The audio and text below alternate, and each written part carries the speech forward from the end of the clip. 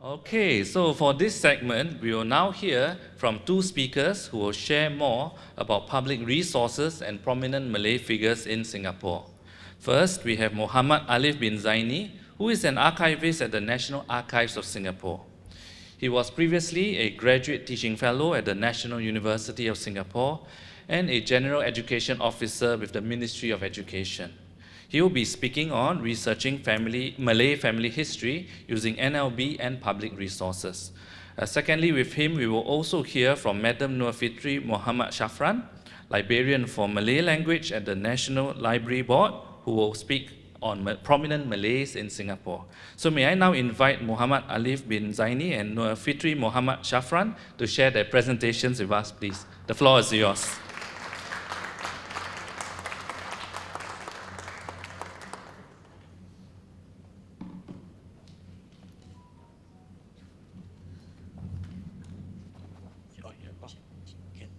Thank you very much. Hi, can everyone hear me? Hi, good morning, everyone. First, I want to thank Juliana and the Genealogy Society of Singapore for inviting NES and NLB here to present at this wonderful event. I also like to thank Dr. Vivienne and Dr. Suryani for their presentation just now. I was learning so much that I almost forgot I was going to present also. My name is Alif. I'm an archivist at the National Archives of Singapore. Along with me later, my colleague Fitri will be presenting as well. I'm here to talk about the collections that we have at the National Archives of Singapore, the National Library Board, and other public agencies. And later on, Fitri will follow up with the NLB project that we have called the Prominent Malays of Singapore. So essentially, trying to follow up to the two presentations before me, I'm going to talk about sources of information, basically, right? As I said, I'm going to present on what we have at NES and NLB. But also I would like to caveat that we are only one source of information, right? I think for those here who have done lots of research, know this, that you cannot just rely on one source of information, right? So NES, what we have at NES and NLB shouldn't be your be-all and end-all of your research journey, right? We are only one source, there are many sources of information. Secondly, also that a lot of the records that I'm going to talk about will be records that have been created in a very official / bureaucratic standing, basically, right? Things that have been put in registers, that have been officially created, meant for administration, meant for governance, right? Of course, there are things in our collection that have not been created in that manner, but a lot of it in our collections are as such. So again, one source of information, don't just rely on NAS and LB for your research journey, basically. So my presentation outline, I'll be talking a bit about the conducting family history research, and then what we have at NAS and NLB, and other public agencies and what they can offer you that can help you in your research journey, basically. Okay, I would like to start off with, as I said, I'm an archivist at the National Archives of Singapore. I work out of the archives reading room where we interface with members of the public, and a lot of the inquiries, or a lot of the inquiries that we do get, from members of the public about family history research. We don't specifically provide such services, but we do try to help, guide, facilitate, point you towards the right directions. And a lot of what I'm talking today about is just basically out of the experience that I have had in my limited years here, and the predecessors, my team, that have kind of, looked at all the collections that we have and kind of created and, form a knowledge base for us archivists to kind of help the public, basically. So with family history research, the common scenario for me is that a person will walk into the archives reading room and they'll ask me, I want to know more about my family, and that's it, right? It's a very interesting starting point. And it becomes usually a brainstorming session, like how do I kind of help this person frame their journey, right? Because I don't want to just turn them away and like, sorry, I can't help you or whatever. So I would like to always start off by asking them, what do you have? So what's your starting point, basically? What information do you have to help you on your journey, right? What materials do you have? What do you know? What do your family members know, right? So that's a starting point. So establishing a starting point, in my opinion, is very important. Next is to formulate an objective. An objective, and a lot of times when I ask them, so what are you exactly trying to find exactly? And the very common answer that I get is, I just want to know more. Knowing more, which is a valid objective, right? At the start of any journey, right? But in my opinion, I think if you delve deeper into the research and you go deeper into this journey, I think an objective should be a bit more solidified, a bit more. Then you must want to look for something specific. It might not be the overall objective, but you know now what do I want to look for as I enter this rabbit hole? What am I kind of getting out from it, right? So am I trying to find out more about a specific person? Am I trying to find out about a specific part of my family? Okay. And lastly, crafting an outcome. And I think this comes out of more practical matters because all of us, I know with family history research, it comes out from a very personal motivation that we don't have enough time, energy to expend on this, right? Because we do have work, school, so on and so forth, right? That sometimes the amount of work you want to put in might not be aligned to how much you are able to actually give in to this project. So as someone working from the archives reading room, I do get lots of people who they want to know a lot, right? But when they've requested for the material and when they kind of see the material, for example, then they realize like, oh no, I have to look at so many things. I have to do so much work. So I have an example of people who kind of request for church records from the 19th century, not realizing they are written in Latin, right? And then they're having to look through so many Latin records which they don't speak Latin, right? Trying to find a name, for example. Or people who are only there for 2 days wanting to do this work, right? So it's a lot of work to do. That it's just good to kind of have an outcome. What am I specifically do I want to achieve in this next few days, weeks, months, right? And also kind of be realistic with that. So some tips to start out. I think I don't think I will be an expert here. There are lots of people in this room here who are experts on this. But just my opinion, talk to your family members. Dr. Sriani ended up with individual as an archive or individual as an archivist, right? I think there are many individuals also around you that you can kind of talk to, gather information, find out more about things, right? So do talk to your family members, especially if they're still alive. I think that's also the important thing, that don't wait until tomorrow or whatever, right? I would say also to gather general information. Basic things which I found that people tend to always kind of put aside is just getting the fact-finding mission started, like date of birth, when they were born, things like that. I think establishing those foundations really do help. It allows you, a jumping off point to kind of get to, okay, where can I go next after this, right? I've known this, right? It also kind of leads you to, I think it can create potential conjectures of like, where do I kind of go from here? Next one, organize your findings. You're pulling so much information, right? Organizing them is very important. If you're collecting lots of artifacts, materials like papers, right? Please, you can digitize them because you might lose them, right? So putting them aside or in a folder, be it physical, digital, will be very important because you may never know, right? When you will need that piece of information. And lastly, back to my previous slide, is to be patient. I think manage expectations a bit because sometimes, for those who have gone through that journey, sometimes, one piece of information leads you to another, but then it leads you to a dead end, and then you kind of feel very frustrated about it. So just manage your expectations, be patient, and because it is a personal endeavor, there's no end point. So sometimes you do have time, right, to kind of do that. So take your time. Okay, next slide. So when I was crafting this presentation, I was thinking, what are the considerations for the Malay family in Singapore, right? And I'm not trying to essentialize or homogenize things, right? But the reason why I have to think about this, especially for this topic, and for anyone who is trying to do research into their family history, is how does this translate into records? How does this translate into pieces of information that I wish to seek? Okay? Because there is an existential question that can exist, is that do these records even exist in the first place, right?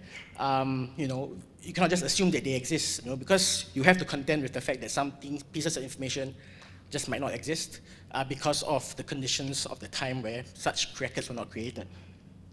And lastly, of course, if you want to assume they do exist, so where do we begin to look for them, right? Do you think the records are based in Singapore? Which agency would be holding those records? If it's not in Singapore, where could they be, right? The other national archives around the region, in the UK, Australia, for example, right? So this is some practical information to kind of guide your thinking of how we want to start kind of looking for information, basically. So next, I'll be talking about the collections at the National Archives of Singapore. So just some background on the National Archives of Singapore. We were established in 1968 following the passing of the National Archives and Records Act in 1967. We are basically the keeper of national and historical records, which document decisions, actions, and memories of the Singapore government and its people. And we are responsible for the collections, preservation, and management of Singapore's public and private archival records. Public records are referring to records created by public agencies and that have been transferred to the National Archives of Singapore. And private records are referring to records created by private individuals or organizations that have been donated to the National Archives of Singapore and that we have made accessible based on the kind of agreement that we have with the donors, basically. Not all records created by public agencies are transferred to NAS, and thus not all records created by public agencies are public records. For example, some records created by certain agencies might have sensitive information, things with PDPA, so not all of them are meant to be inspected by the public. And following that, when private organizations donate things to NAS, they set the conditions to how people are able to access that, basically. Okay, so yeah, this is just a segment from the National Archives and Records Act that you can find online. Again, stipulating what public archives and public records mean. Next. And then there's a part there where it says that any persons may, for purpose of reference or research, inspect any public archives, basically, if they are made accessible. Okay. So that's the legislation. On more practical and day-to-day stuff, most people who interface with the National Archives of Singapore will either do it at the Archives Unit Room, or I think some of you might have been to our website called Archives Online. So this is just part of our website here. Archives Online is our online catalog where all records that have been made publicly accessible are there for either viewing or request. You can just go and search on Google Archives Online. SEO is not bad, so you can definitely get it with the first hit. But yeah, it's our public record. And our entire collection is kind of divided into 8 sub-collections. We have the audiovisual and sound recordings, government records, maps and building plans, oral history interviews, photographs, posters, speeches and press releases, and lastly, straight settlements, overseas and private records. For the purposes of this kind of, for this talk, I'll mainly be talking about the ones in red, actually, the government records and specifically the private records. Not saying that the other collections are not useful, and just, for me, in my opinion, these two tend to be the kind of hotspot for information that people usually are seeking for, while the other collections can either be supplementary, which I'll talk about them later on a bit. Okay, let's talk about private records. So, as I said just now, private records are records that have been donated to us by either private individuals or private organizations, right? These are people who have donated. We have a wide milieu of things that have been donated to us, basically. They can search through on Archives Online, basically, to what we have, right? I'll be speaking about, as I said, back to the slide on thinking about, what are some considerations for researching for the Malay family, right? I was thinking along the lines, at least as a starting point of what organizations exist and what organizations have donated to the National Archives of Singapore, and how can that information or that records be useful for people. So on our website, when you go to the private records, you are able to kind of look at all the different donors and organizations that have been donated to us, and the collection that have been made publicly accessible either via viewing or by request online, right? And on the next slide, I've listed all the organizations, both private organizations and mosques, that have donated records to us.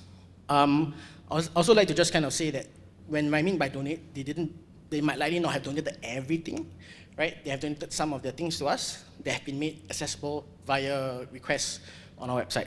So, for example, on under societies and organizations, you see the different. I know it's very small here, but for example, you have the National University of Singapore, Muslim Society. We have Perdaus, we have Batapis. So we have lots of the more prominent organizations that you might be familiar with that have donated their records to NAS. For mosques, again, we have some mosques that also have donated records to us. For example, we have Al-Ansar Mosque, we have An-Nur Mosque, and a lot of the stuff that we have here. And I'll show you some of the things that they have donated to us that can be helpful to your research, basically.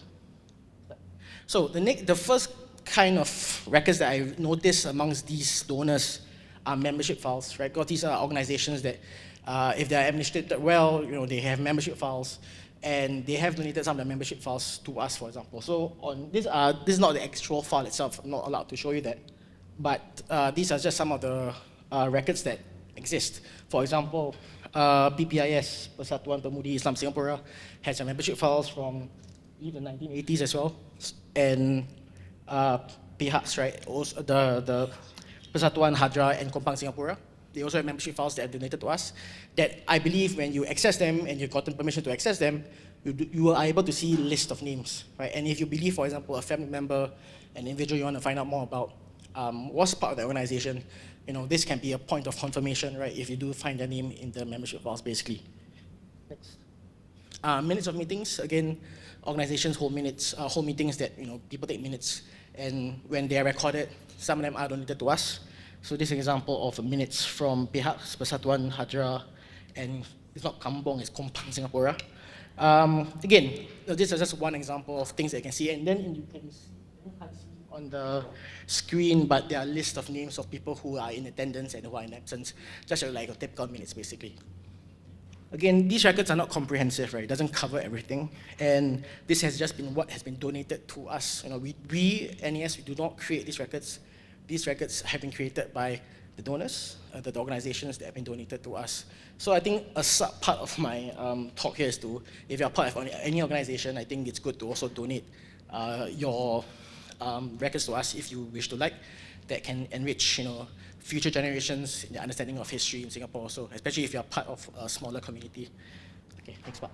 Okay, the next collection I want to talk about would be government records. Government records, unlike private records, government records are records created by public agencies or any kind of organ of the state, basically statutory boards, ministries, in its both past and present forms. And the first kind of government record that has been very, will be of interest to a lot of people will be burial records. First, I have to say that burial records are different from death registers. Burial records refer to lists and register of people who have been buried in a particular cemetery, while death registers refer to kind of a register of people who have passed that are maintained by another agency, which I'll talk about later on. In the topic of cemeteries, some of you might know that cemeteries, generally, there are ones that have been managed by a community or communally managed or privately managed. So any kind of tracking or tracing of people that have been buried in cemeteries are done privately. And there are ones that have been managed by some organ of the state or the government from the past, right? Under the colonial era, it would be either Rural Health Division or the Public Health Division, Public Health Division. Then when it moved on to when our era of self-governance, it finally moved on to the Ministry of Health before it moved on to what was the Ministry of Environment, with just MSE now, under the National Environment Agency, basically. So that's what I mean by the functions of managing cemeteries have kind of passed on. So knowing a bit of the administrative history of cemetery management is quite important, for my job at least. So again, these records are not complete and exhaustive. I think that goes for a lot of the collections here because, with how things are managed, not everything sometimes can be captured properly. Next slide. So when I was looking through the collection that we have, these are the cemeteries. Again, caveat again, or set context, these are ones that have been managed by the state, basically. So it does not include the more prominent or popular cemeteries like Kubur Kasim or the Jalan Kubur Cemetery, right? These are the ones that have been managed by the state, and there are registers of it that you can kind of request to view, basically. So you do see a very big jump in the years there, for example, from Bidadari in 1910, but then jump all the way 60 years to 1973 with Choa Chu Kang Cemetery. So that big gap, I guess, we can say that there's that big gap where a lot of these records are not within the purview of the state back then. So a lot of these are communally managed that if you do know of people who have access to those records, right, it's good, if those can be donated to some degree that can inform the wider public. But yes, these are all the families that exist that we have at in our collection, basically. The next one, which I'll just kind of talk quickly about, will be the marriage records. Usually when people seek for marriage records from us, it's not necessarily for any kind of family history search. It's usually for some kind of administrative or bureaucratic reason with HDB or CPF, right? But I do see people who will request for a search of marriage records. For NAS, we conduct marriage record searches within the civil marriage registers. So I want to kind of emphasize this, the civil marriage registers. These are records that have been trusted to us by the Registry of Marriages. And we can conduct a search if the marriage is prior to 15 September 1961. The significance of the date, of course, is the signing of the Women's Charter, basically, when after the signing of the Women's Charter, you have to register your marriages with the state, basically, right? Anything that is after 15 September 1961, please go to ROM, and I think they have a digitized, I'm not sure if they digitized, but they have a register with them. This is an interesting point to talk about, is because, back to the topic of some records don't exist, because prior to 61, lots of marriages did exist, right? They're conducted in temples and mosques, or any kind of places of worship, but they were never registered. And when people come to us and ask, I'm searching for this couple, for example, and we have to say that, we don't have their certificate with us, or the copy of the marriage record with us. And it's not because they don't exist, and it's not because they were not married, but just things were not registered, basically. So in the same vein, I have seen lots of marriages who were conducted before 61, but only registered after 61, like a few years later. So there's a lot of these kind of things that people have waited after the signing, then they register. But again, not a lot of people did register, if I'm not wrong. Okay. On the topic of the context of this event, we do have Malay Muslim marriages, the records with their holdings, but with an agreement with the Registry of Muslim Marriages, any search or inquiries regarding Malay Muslim marriages are to be directed to them. I'll talk more about that later on also.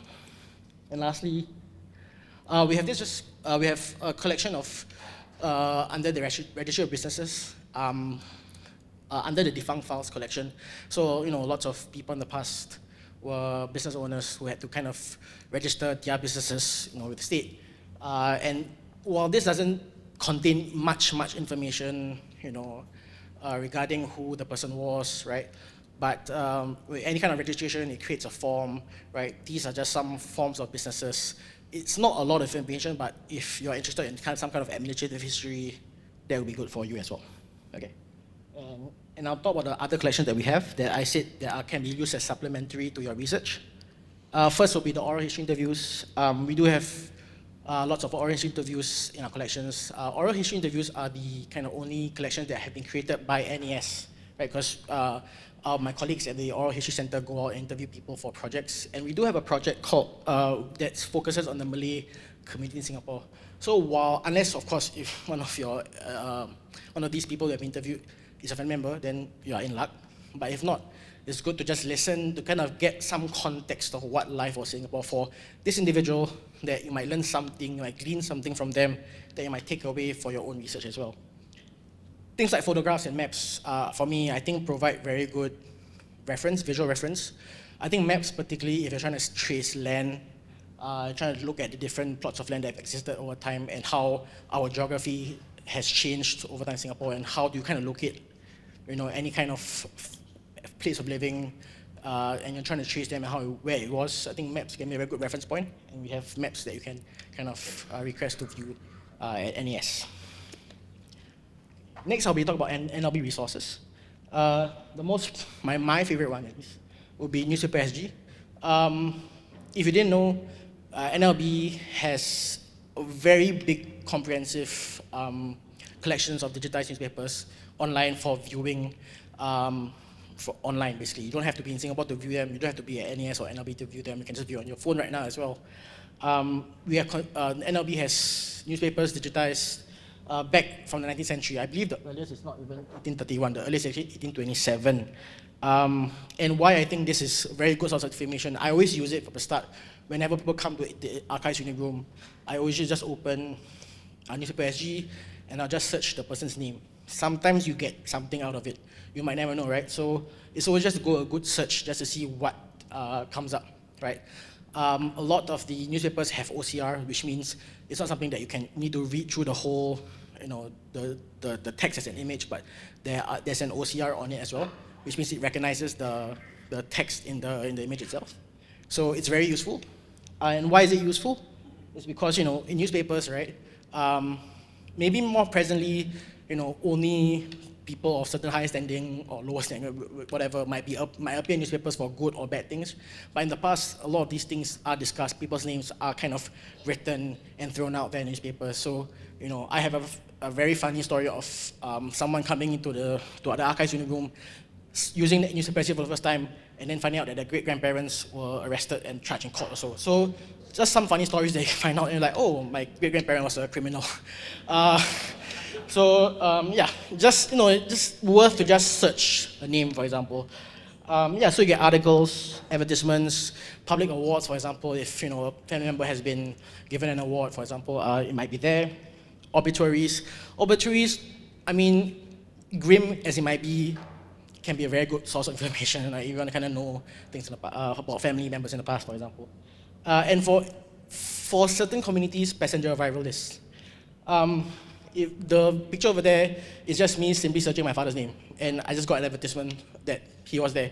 The numbers don't exist anymore, so it's okay for me to put it there. But yeah, you just search your name, search your parents' name, whoever's name, and you don't know what to know, right? It's free to just search, so just search lah. Okay. Next, the blue books. The blue books are, we have it at NES or we have it at NLP. The blue books refer to, so in the early 19th century, the Colonial Office required governors of the different British dependencies to send and note down a variety of statistics to London. So it basically contains lots of administrative and statistical data. And why I mention this is because it might not be very clear here, but they do list out people who work for the colonial government and the salaries they are being paid, and when they were kind of started work for them, when they were appointed, basically. So, and lots of these are also Malay individuals who are paid, a certain salary. So I've looked through, this is not the best example. Actually, yesterday when I looked to prepare for this, I found very good examples. Unfortunately, I can't show them here. But the blue books are a very good source of information for anyone learning, kind of looking into their family's history. I think I'll just skip this one. Okay, and lastly, other public resources. Okay, birth and death records. Another favorite and requested or inquired one.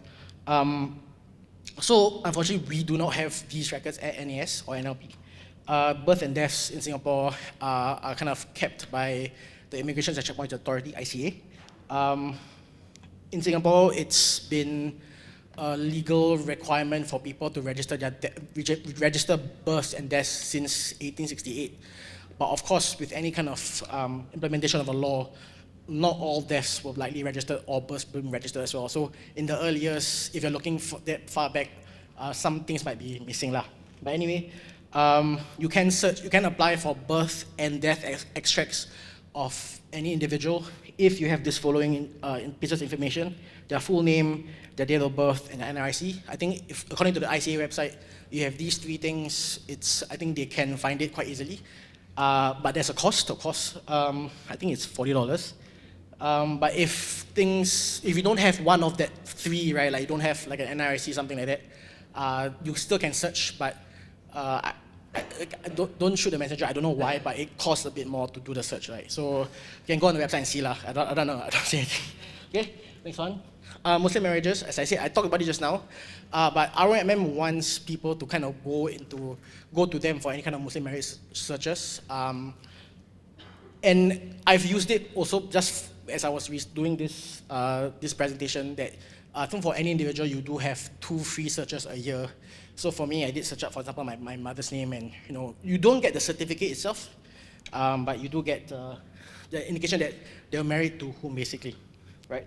So RMM basically has, and they can do searches up until, I believe the earliest record that they have is from 1884. So it's possible that, if your past family members did register their marriages, it could be with RMM. Next slide. Burial information. While, as I said, we do have burial records, burial information can still be accessed via NEA, the National Environmental Agency. So I think going to them can be a good, if you don't know things like plot numbers, especially if they're at Choa Chu Kang malls, right? It's good to go to them. A lot of people do come to us and ask us for the plot numbers for Choa Chu Kang malls. Unfortunately, we don't have that. So it's best when we always direct them to NEA basically. And lastly, land ownership. I think land ownership is also very interesting. This is managed by the Singapore Land Authority. They have an online portal called Enlist that can bring up lot history and lot number and things like that, property ownership. And I tried to use it. It's a very complicated website. I've tried to kind of play around with it, but past a certain point you have to pay lots of money, so I haven't got past that point yet. But I'm looking into it as well. But yeah, for now, thank you very much. I'll be moving on to my colleague Fitri, who will talk about the prominent Malays in Singapore.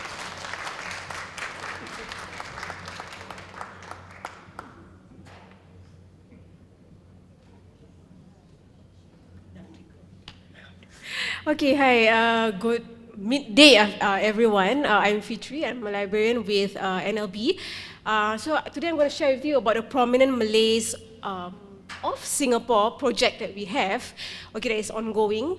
Okay, I'm trying to make it fast. I know it's about to be lunchtime, so I shall not be the barrier, okay?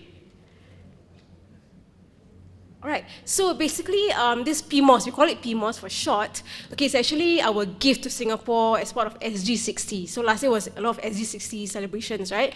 So it's part of our SG60 gift to Singapore and to Singaporeans. And also it was NLB's 30th anniversary, so we wanted to do something big for the community as well as Singapore at large.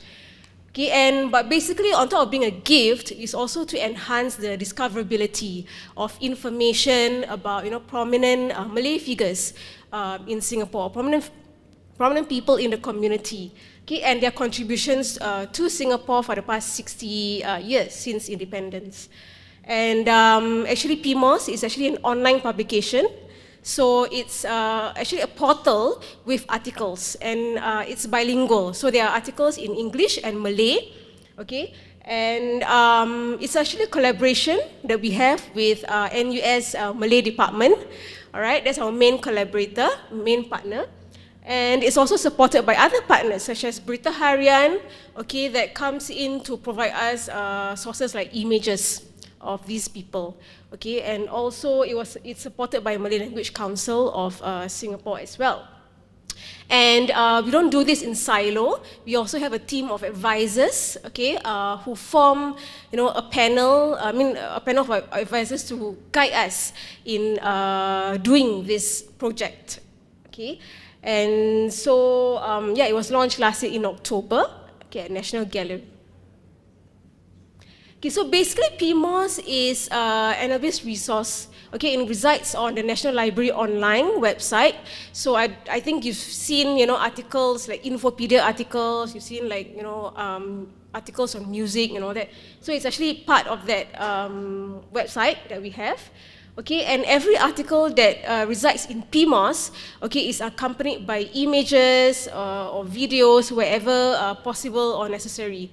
All right, and there are also links or hyperlinks within the articles itself where users like you can click to explore further about the topic or about the person. Okay, and we have 10 areas currently, 10 areas which I will show later what the areas are. Okay, and just to say that this portal, although it was launched last year, is actually an ongoing project. Okay, so we continuously work with our partners and volunteers to generate more articles for the portal. And right now, okay, it's based on 10 areas, right? Personalities in the different 10 areas.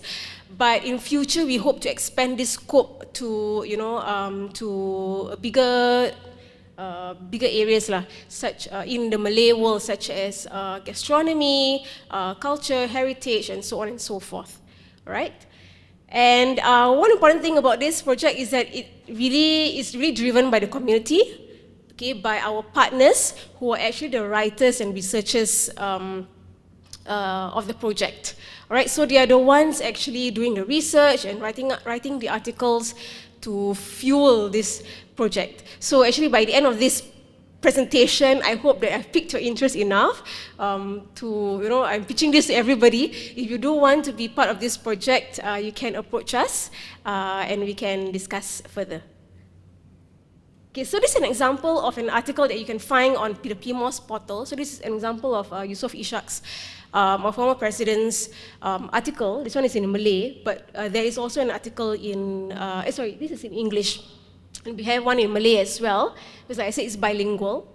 Okay, so basically every article is factual based, right? So there are facts about this person's life, okay, such as their education, their family background, their career, and their contributions to Singapore. So really factual based, okay, and they are about 500 to 2,000 words long, so not really that long, okay. And so like I said, there are hyperlinks within the articles for you to explore further. All right, and just like academic, writing, these articles are substantiated by credible sources. So we do ensure, at the point of editing, we do ensure that they are authentic and credible sources, so that you can always, go to the reference, okay, and you can always find this sources in the libraries or on newspaper SG, for example. Okay, and every article, at the end of every article, you can always easily toggle between the English and Malay versions, and also to go back to the home page. Okay, and at the end of every article, also there's a carousel where you can see images that we got, okay, from either Berita Harian or also NAS and also National Library. So you can actually click on the link and it will go to the source. Right? So for example, this one is when he was sworn in as president. Okay, and a lot of questions we have is, how do you select or how do you come about, these names come about? So we do have a set of criteria that is also agreed by our team of advisors, but it is not exhaustive, right? And they don't have to have everything to be able to make it to the portal. So these are just some of the criteria that we have that guides us in our selection process. All right, but we really do depend also on the community to give us feedback. For example, we may have missed out certain people. Right? We either have our reasons, most likely they're already in our list. So we actually identified about over 250 personalities to be included. It's just that we need to have more hands writing articles. Okay? So you're also welcome to give us feedback about the articles if there's incorrect or inaccurate information or additional information to be added. So at the end of every article, there is a link to the feedback form, okay, where you can fill up and send to us. Right, so this is an example. It's a landing page. So I realize that I have not stated the website link here, but if you do go to Google, you search prominent Malays of Singapore, NLB, you will find the website very easily. Right, and these are the categories and some of the people who are included in these categories. There are people who are, they appear in different cross categories. They may be politicians, okay, and also in education. So you can find out more when you go to the website. Okay, so on top of this portal, okay, there is a roving exhibition that's going on right now, featuring 8 of the personalities taken from this website. Okay, and so when users scan the QR code, they can actually go to the article itself. So this showcase is actually at Jurong Library right now. It will end in March 2027. So you can, it will appear at National Library, Central Library, and Punggol Library till March 2027. Okay. Okay, I don't have a demo here, but you can easily go on your phone and do some exploring. Okay. All right. So thank you very much.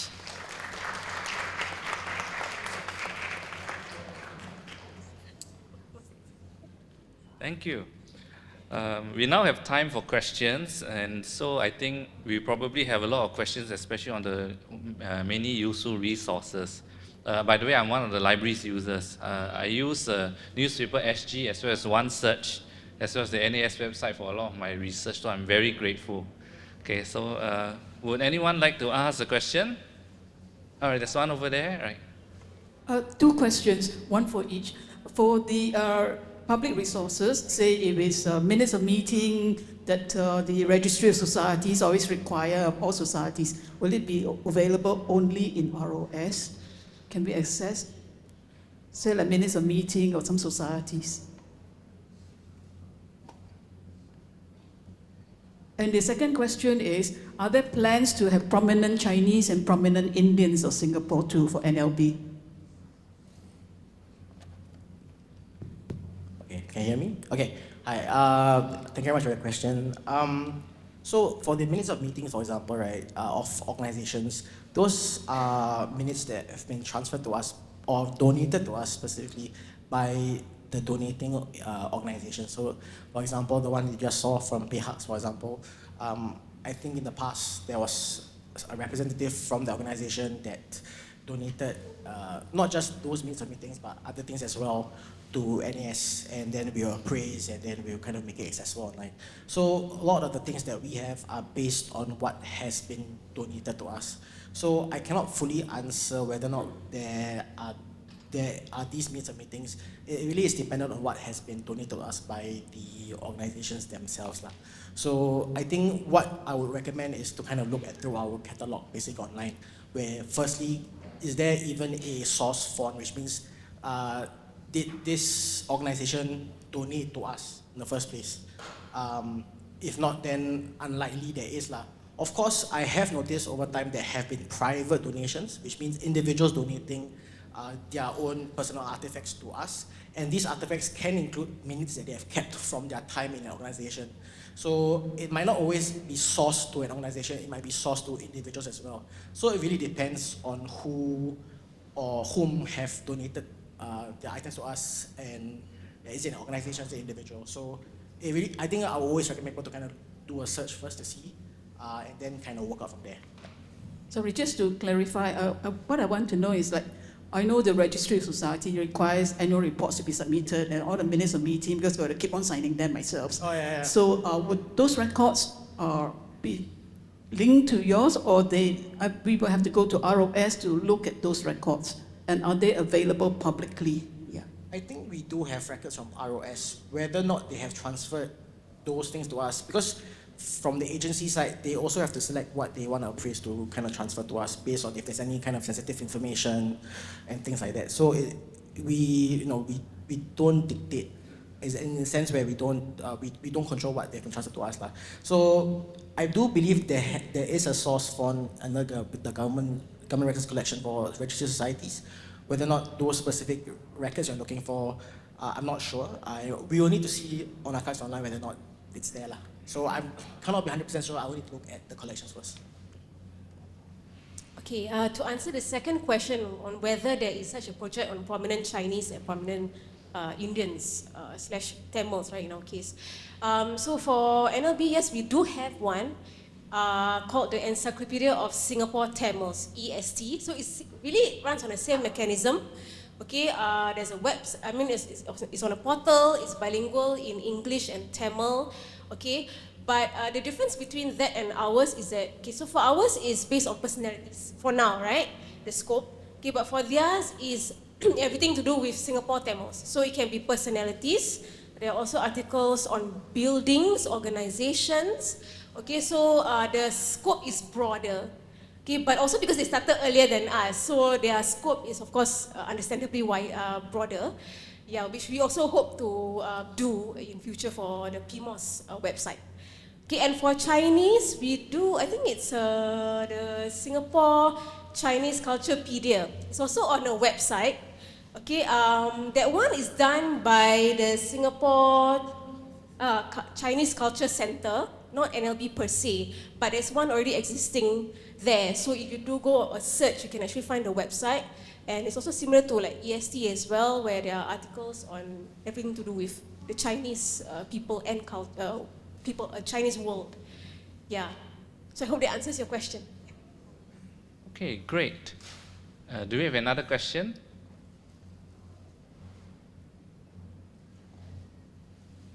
I think they all takut because lunch is here, right? Maybe we can deal with one last question before we move into lunch. Okay, yes.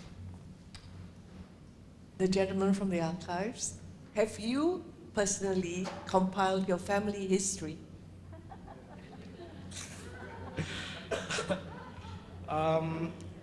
Yeah, I mean, to give a bit of context to that, I've talked about my job with my friends where sometimes the things that stick with me that I bring home is when I kind of talk to people who are engaging in family history research that makes me think like, maybe I should also start also lah.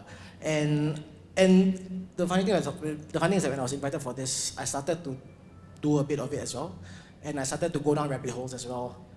That's how I found about the registry of Muslim marriages and the kind of extent of records that they have, because I was wondering whether or not my grandparents' marriage records, exist. I haven't done the search yet because it's a bit complicated. But I think for me, to answer directly, I have not done it per se. Maybe there is that, I think some of you here have gone through that rabbit hole. For me, it's a bit, diving deep into it's a bit, scary sometimes.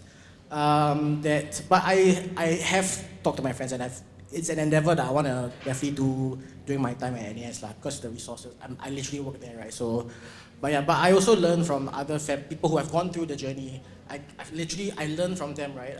There's a researcher at NAS every day that I do talk to about these things, and she has also encouraged me to do research because it's interesting, because I've talked to her about my family. Family is a bit complicated, right? I don't know where to, because again, I'm also of mixed blood, so I'm part Chinese, but then my Chinese side was adopted by a Malay family, so it's how do I start, where do I go? So it's always that there's that inertia that exists, which if anyone here who hasn't started and is feeling the inertia, I share the inertia with you also, but hopefully there are people here who have gone past that and can help us ease through that initial resistance. Yeah. Thank you. Okay, last call for the final question.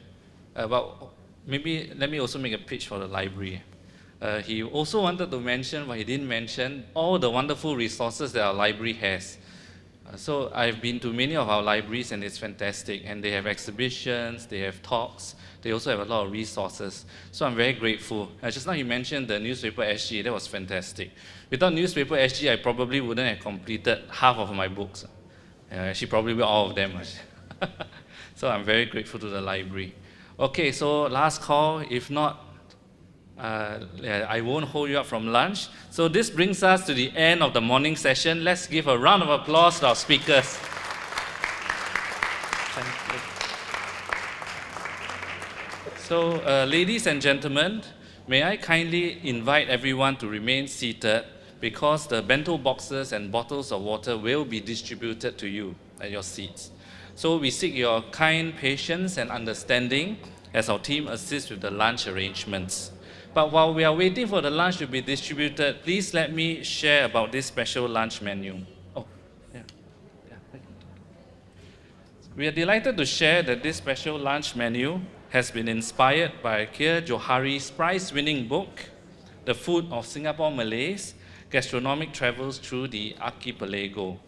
So please enjoy your lunch. We also hope that you take the opportunity to speak with one another and continue the conversations from this morning. May I also take a moment to share a few things that might be of interest to you. If you found the morning session useful and wish to continue exploring your family history and genealogy, do strongly consider signing up for GSS Live membership. President made me say this one. Our Director of Membership, Mr. Chon Seng, will be around and he would be happy to assist you, and you can approach any of us as well. We also have a book bar at the front counter with books and resources that may be of interest to you.